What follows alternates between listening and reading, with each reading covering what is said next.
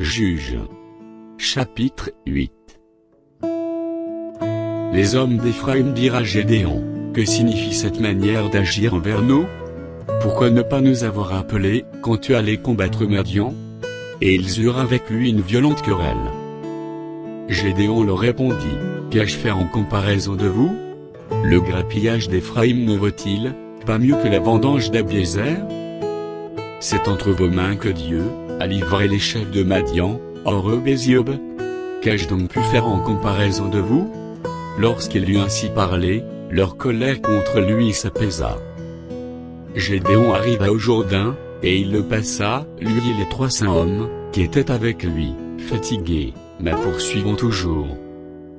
Il dit aux gens de Sukko: donnez, je vous prie, quelques pains au peuple qui m'accompagne, car ils sont fatigués, et je suis à la poursuite de Zébak et de Tzalmuna, roi de Madian.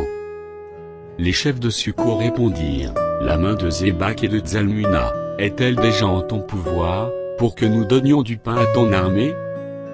Et Gédéon dit: eh bien, lorsque l'Éternel aura livré entre mes mains Zébak et Tzalmuna, je broierai votre chair avec des épines du désert et avec des chardons. De là il monta à Pénuel, et il fit aux gens de Pénuel la même demande. Ils lui répondirent comme avaient répondu ceux de Sukko. Et il dit aussi aux gens de Pénuel: quand je reviendrai en paix, je renverserai cette tour.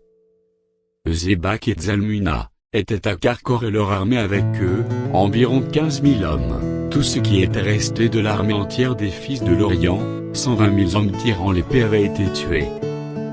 Gédéon monta par le chemin de ceux qui habitent sous les tentes, à l'orient de Nobak et de Dogbia, et il battit l'armée, qui se croyait en sûreté. Zébak et Tzalmuna prirent la fuite, Gédéon les poursuivit, ils s'empara des 2 rois de Madian, Zébak et Tzalmuna, et il mit en déroute toute l'armée. Gédéon, fils de Joas, revint de la bataille par la montée de Her. Il saisit d'entre les gens de Sukko un jeune homme qui l'interrogea, et qui lui mit par écrit les noms des chefs, et des anciens de Sukko, 77 hommes. Puis il vint auprès des gens de Sukko, et dit: voici Zébak et Tzalmuna, au sujet desquels vous m'avez insulté, en disant: la main de Zébak et de Tzalmuna est-elle déjà en ton pouvoir, pour que nous donnions du pain à tes hommes fatigués? Et il prit les anciens de la ville, et châtia les gens de Sukko, avec des épines du désert et avec des chardons. Il renversa aussi la tour de Pénuel, et tua les gens de la ville. Il dit à Zébak et à Tzalmuna: comment étaient les hommes que vous avez tués au Tabor? Ils répondirent: ils étaient comme toi, chacun avait l'air d'un fils de roi. Il dit: c'étaient mes frères, fils de ma mère. L'Éternel est vivant. Si vous les eussiez laissés vivre, je ne vous tuerais pas. Et il dit à Jéter, son premier-né: lève-toi, tue-les. Mais le jeune homme ne tira point son épée, parce qu'il y avait peur, car il était encore un enfant. Zébak et Tzalmuna dirent: lève-toi toi-même, et tue-nous. Car tel est l'homme, telle est sa force. Et Gédéon se leva, et tua Zébak et Tzalmuna.